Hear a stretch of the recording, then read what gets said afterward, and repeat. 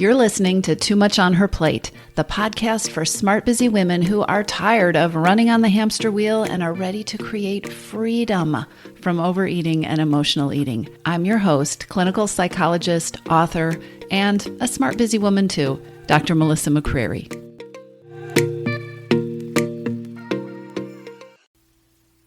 You know those Russian nesting dolls? Those wooden dolls, I think they're called matryoshka dolls. They're the wooden hollow dolls that you open one up and then there's a smaller one inside, and then you open that one up and then there's another and another. I feel like this episode is kind of like a set of those matryoshka dolls. Now, here's what motivated me to record this today. It is not unusual for me to hear from women in the following situations. So, situation A. They just read or they listened to something, maybe this podcast, and they made the connection that they are an emotional eater. And they've made this connection, it makes sense, but it doesn't feel all that helpful because they don't know what to do about it. That's one situation. Then there's situation B, where I hear from someone who says that she struggled with emotional eating forever, as long as she can remember, and nothing seems to work, and she's burnt out on trying, and she feels like she's going to be fighting this fight with food forever, and that just seems inevitable. So that's situation B. And then there's situation C, which is somebody identifies that they are eating to stuff emotions, indeed, but they just aren't able to implement any of the strategies that might help. They have read about it, they have done their research, they have worked with people, they just can't implement. And of course, they're probably now feeling frustrated with themselves because they haven't been able to, quote, make things work, which then causes more frustration and more self-blame and sometimes more overeating. And then the final scenario that motivated this episode is one where somebody reaches out to me for help. They have been working with strategies that seemed to be working for them. They found some things that seemed to be working for them, but then, like everything else they've tried, it seems like the things they were doing worked for a while, but they just didn't last. And they are frustrated and they're, again, looking for something new. Today, I want to address something very important, and that is how to determine whether or not you should be focusing on emotional eating and focusing on addressing your emotional eating, and whether this approach is actually going to work for you. And if you're having a strong reaction right now, or if you're thinking this is in opposition to so many things I've talked about, don't worry. I think if you stick with me, this will make sense. Let's talk about whether you should focus on emotional eating. If this isn't the first episode of this podcast that you've listened to, then you have almost certainly heard me say that there is a reason you overeat. Always. And if the reason you're eating isn't a need for fuel, it is a need or a desire or a craving or an attempt to get something else. This is always true. We turn to food for a reason. Even if you're not necessarily fond of that reason, even if you wish you were choosing a different habit, or if you aren't too pleased with the results that it brings you, there is always a reason. And this is that first Russian matryoshka doll, the reason. It's not uncommon to be curious about why you're eating when you aren't hungry and discover that you're eating in response to a feeling. You're eating to avoid it or to push it down or to try to change it or to feel better in that moment. It is not uncommon to get curious about the reason you're overeating and discover that that reason you're eating is emotions, that you are emotionally eating. So this isn't uncommon, and this is where your intention to be smart and to create a new, better relationship with food can go sideways or can get you off track. This is what I want to talk about in this episode. You've learned, you know that there are reasons that you eat, and that the smart way to cure those cravings and to lose those habits is to address the reason itself, right? To address the reason, to get to the root of your overeating. And it is true. It's true that if you can tackle the reason that food has its power, then food loses that power, and then you don't have a craving or an urge that you need to fight with anymore. It is really brilliant. So, how come so many people end up knowing that they are emotional eaters, but they still feel stuck with that habit? Why is it that knowing that emotional eating is an issue for you, or emotional eating is the root of what's going on, why is it that that doesn't put you on a path to getting your power back from food? The reason is because there's more to it. There is a reason that you eat, always. And just like when you open up that Matryoshka doll, you find another one, there is a reason that you emotionally eat. If emotional eating is happening for you, there's a reason for that. Now, sometimes emotional eating shows up in, let's call it its purest form. So say you're overeating because you're angry. You're somebody who eats her anger because anger makes you incredibly uncomfortable. Maybe you feel guilty when you feel angry, or you've been taught that it's not acceptable for women to get angry.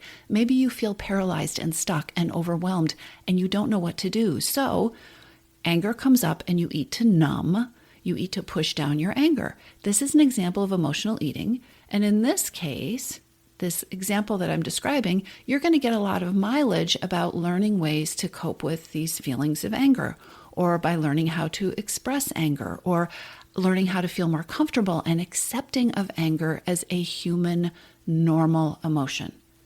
And in this situation, as you do these things, as you figure out which of these things are helpful to you, you're going to feel less compelled to turn to food to push away feelings. You're going to use these strategies, and anger is going to feel maybe not completely comfortable, but it's going to be a more comfortable emotion. And then as that feeling becomes less threatening and feels more acceptable, and as you're learning about what you need and you are accumulating more resources for coping with the angry feelings, as those things happen in this situation, you're going to feel more powerful and more in control and safer.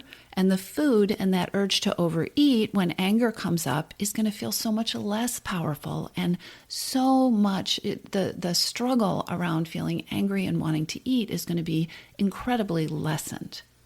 That's what happens when emotional eating is emotional eating in its purest form, and you deal with it by learning more about strategies for tough emotions, okay? But let's try another example.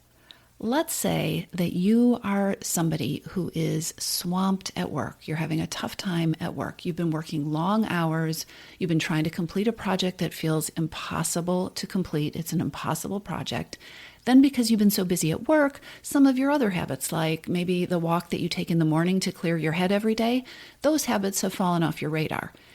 You've been working late nights, you've been eating poorly, and now your boss, who can be completely insensitive, has unfairly criticized you, okay? And so now you go home, or you get off your virtual meeting or whatever the situation is, and you just tear into a pan of brownies because you are just so pissed. And you know what makes you even more frustrated? It's that you know you're an emotional eater. You know that you avoid conflict and that you're eating to stuff down your anger, and you know this isn't helping, eating these brownies in this example. But you're also tired and you're stressed and you're overly hungry. And in this moment, you just don't care enough about any strategy or approach because you don't feel like you have any extra bandwidth to deal with anything. So you eat the brownies, way too many brownies for your own physical comfort. And then later you berate yourself and you blame yourself for not doing the, quote, right things to take care of yourself. And maybe you also start cycling through thoughts like this isn't going to work, and feeling like maybe you're just addicted to food and that you just need to be tougher on yourself, and you start that whole mental cycle. Does any of this example sound familiar to you? Emotional eating doesn't always show up in its purest form as strictly emotional eating. More often than not, there are other things at play. There are hidden hungers at play. Reasons that emotional eating is particularly seductive in this particular moment. And just like what happens if you try to address overeating by focusing on what to eat instead of attending to the why you're overeating, and spoiler alert, that doesn't work. If you try to address emotional eating in a vacuum and you ignore what's going on that is making emotional eating so inevitable in this moment, you're not likely to be successful. And if you combine this with diet mentality, right? That way of thinking that tells you that all overeating and all failures to change your eating are your fault, then you also get into a cycle of overeating with a big dollop of guilt and self-blame on top of that, which is hardly a recipe for future confidence and future success. So let's revisit hidden hungers. Hidden hungers lead to eating when you aren't hungry. They lead to eating to cope.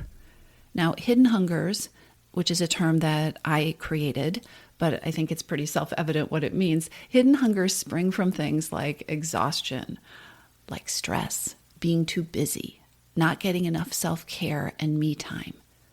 Hidden hungers spring from being really hard on yourself or having expectations for yourself that just aren't reasonably attainable. I mean, think about it. When you're exhausted, when you're stressed, when you're too busy, when you aren't getting what you need, when you are coming down really hard on yourself, these things lead to hidden hungers, which are reasons that food and overeating can become so powerful. And the hidden hungers that I'm talking about here are particular hidden hungers that are so common in the lives of smart, busy women. But when you have these things going on in the background, food and the temptation to reach for something to eat to blot those things down or to temporarily take care of those things, like a Band-Aid, that becomes so tempting. And here's the other thing about these hidden hungers. They can get all tangled up because one tends to lead to another. When you are stressed and when you are too busy, then it's easy to get exhausted. And also, once you start seeing the hidden hungers in your own life, your first response is likely to see the others and to see how they stack up one on top of the other, kind of like a row of dominoes, right? It's like this chain reaction. And so it is really common for your first response to be feeling overloaded or overwhelmed, like learning about hidden hungers is just one more thing. And then that can contribute to the cycle of overeating, right? And I'm mentioning this because if that cycle is happening for you right now, I want you to know that it is human and normal and not insurmountable. It's actually exactly why I created the free Hidden Hungers quiz, which is on my website. The thing is, when you have hidden hungers going on, adding one more thing to the mix is very likely going to feel like overload or overwhelm. And it's not going to be something that you're going to deal with in the same way that you would if you didn't have the hidden hungers going on.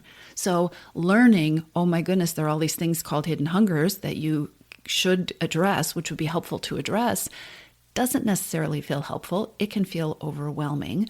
Learning that you have emotional eating happening when you are stressed and you are busy and you are already feeling like you're not getting what you need doesn't necessarily feel like helpful or useful information or information that you can apply when it gets thrown into the middle of a mix of hidden hungers. And it can all lead to more of this whole cycle of hidden hungers and overwhelm and stress and overeating. So can you see why in the midst of a situation like this, having the awareness that what you're doing is emotional eating isn't necessarily helpful? It is not necessarily the most helpful thing.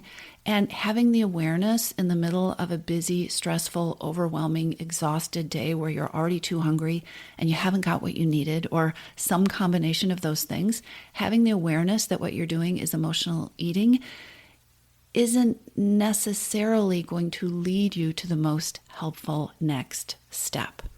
So again, this is why I created the Hidden Hungers quiz, because it's not helpful to find out that you've got one more thing going on. Oh, by the way, you have emotional eating going on in the midst of all this other stuff.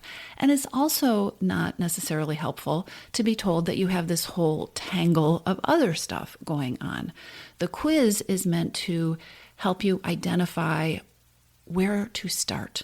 What is the primary hidden hunger that is going on for you? It may not be the one that you have the most of. It may not be the one that you are most aware of, but it is the one that if you start to take small, doable steps to address, It's the place where you're going to get the biggest bang for your buck. It is the place where you can start most easily untangling the tangle of what is going on. You can start unlayering these Russian dolls, these Matryoshka dolls that are leading to your overeating. So taking the free quiz is my top recommendation from this podcast episode, and I will put the link in the show notes. Just to review, here's why. Peace with food, and freedom from overeating. These things mean that you address overeating from the roots, because that is how you heal your relationship with food. Jumping into the middle of a tangle and then trying to find non-existent bandwidth, non-existent time and energy that you just don't have to address emotional eating if you're tired or you're stressed or you're short on time already, or if you're already feeling put upon.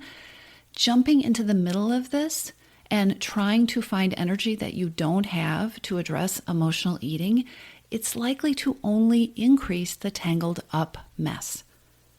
And so to go back to some of those examples that I shared in the beginning of feeling like knowing that you're an emotional eater and nothing works, or you get strategies that seem to be helpful to you, but they don't really last, or you get the awareness that you're an emotional eater, but you look at your life and you say, well, what else am I supposed to do? I don't have other options.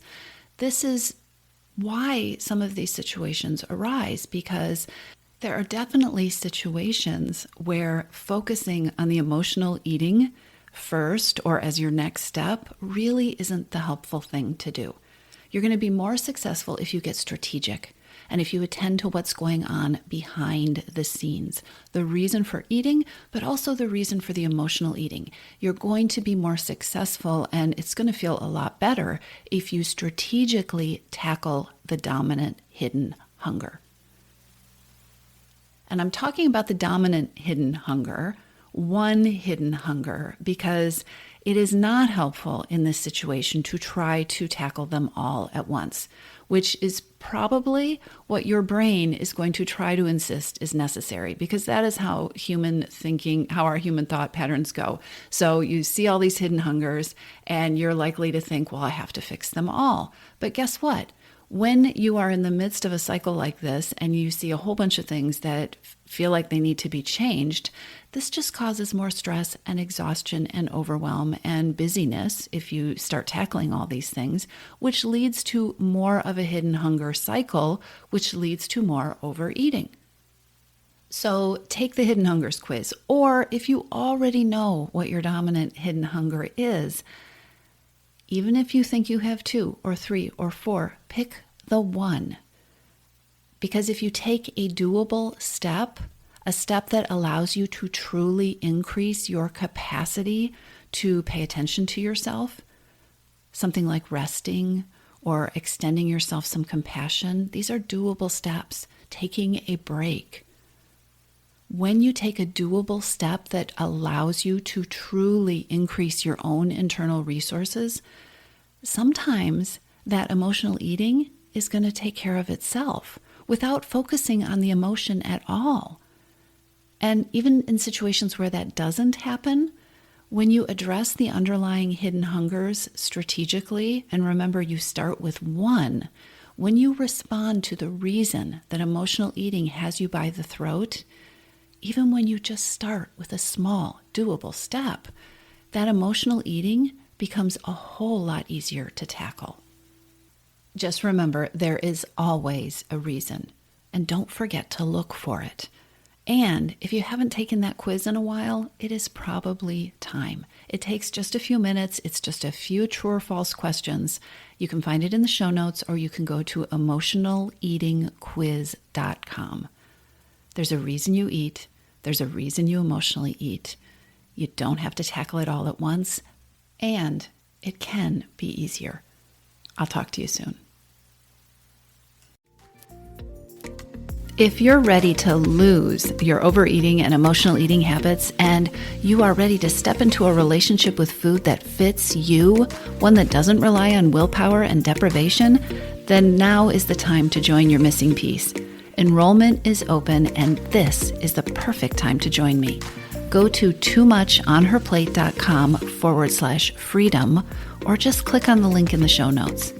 Your Missing Piece is the program where I show you step by step how to create freedom from overeating with a unique combination of psychologist-designed, personalized work with me, coaching, and smart strategy. You'll learn how to reclaim your power, ditch the diets, and create results that are built to last. Check it all out at toomuchonherplate.com/freedom, and I'll see you inside.